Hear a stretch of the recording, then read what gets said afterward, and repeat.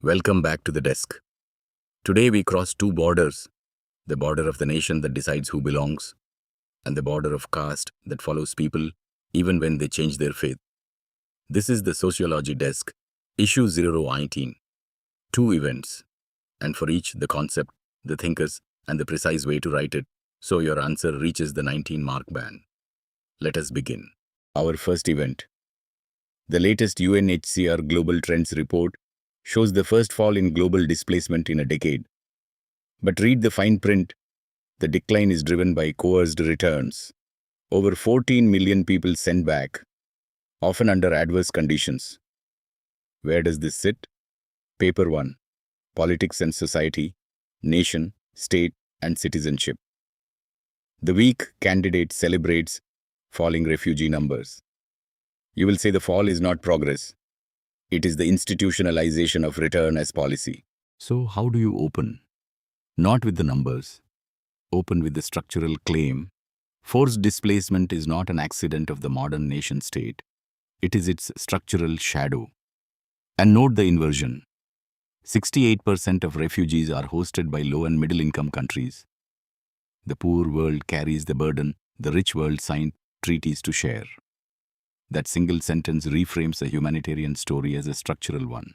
Your anchor is Ulrich Beck, and the idea of the risk society and the cosmopolitan moment. Beck argued that late modern risks, war, climate, sanctions, are globally produced but unequally borne. The falling refugee count is not a triumph of order. It is those risks being redistributed onto peripheral host states. The cosmopolitan ideal Beck described is being inverted. The global side effects land on those least able to bear them. Name Beck, and the data becomes a theory of unequal risk. Two more thinkers complete the answer. A.G. Frank's Metropolis Satellite Framework anchors the political economy. Resettlement to wealthy states has collapsed to its lowest in years. While origin states bear nearly all the displacement, protection itself follows the core-periphery topology of dependency. And Hannah Arendt's insight still stands. Statelessness reveals the limits of human rights. When they are severed from citizenship, there is no right to have rights without a state to honor them. Beck, Frank, and Arendt. One global structure. How to write it for marks. The 14-mark script reports the UNHCR figures and calls for compassion. The 19-mark script opens with displacement as the structural shadow of the nation-state, deploys Beck on globally produced risk landing on the periphery, uses the 68% host figure as evidence, adds Frank's core-periphery dependency and Arendt on the limits of rights without citizenship. It closes on the sharp point. What looks like progress in the data is the institutionalization of return as policy. Naming the inversion is the difference between 15 and 19. Expect this. 20 marks. Paper 1. In the light of recent global displacement data, critically examine how the international protection regime reproduces inequality between core and peripheral states. Hold Beck, Frank, and Arendt, and the answer is yours. Our second event takes us deep into caste.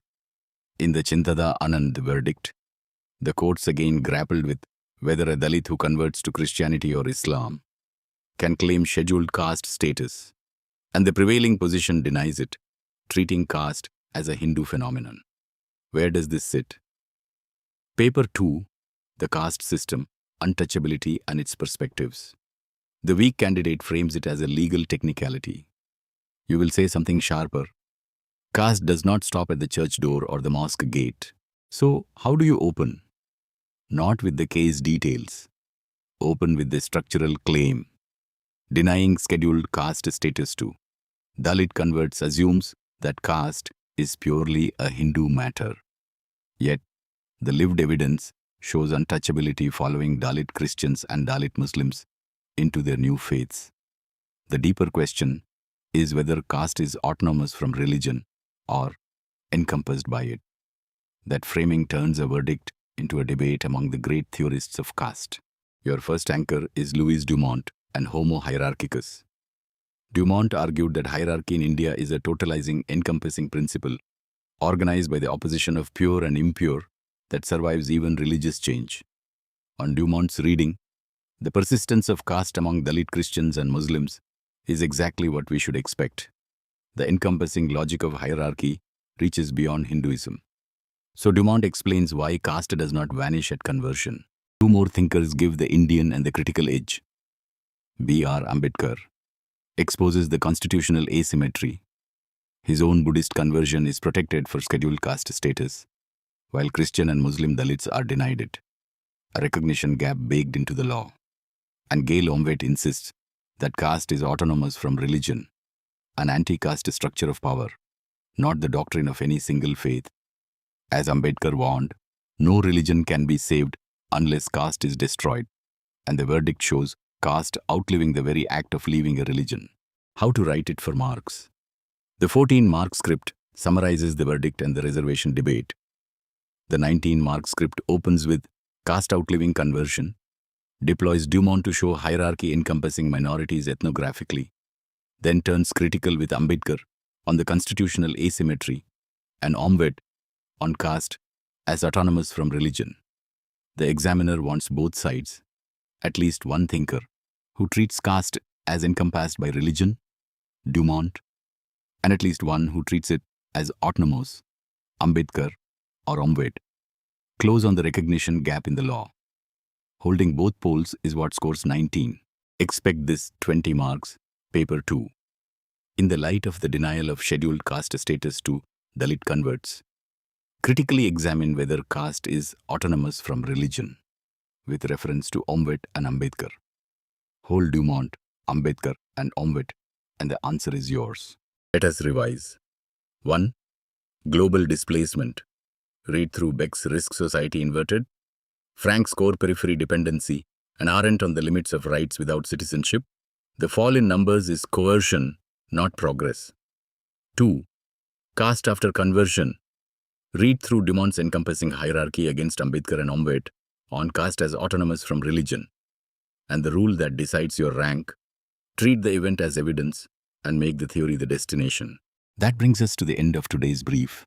Everything I have shared here is the thinking, the complete answer block for these events, the full model answers, the answer skeletons, the quotation arsenal, the flashcards, and the examiner notes is prepared every single day, and it goes only to our subscribers.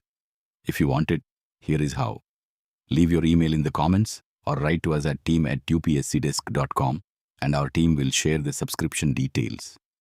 Let me be honest, it is a paid subscription, and it is paid for a reason: the quality, the edge, and the competitive advantage it gives you over candidates who cannot connect current affairs with theory. I wish you the very best with your preparation. And remember, the journey is long, but every disciplined day at the desk compounds quietly into mastery. I will see you tomorrow.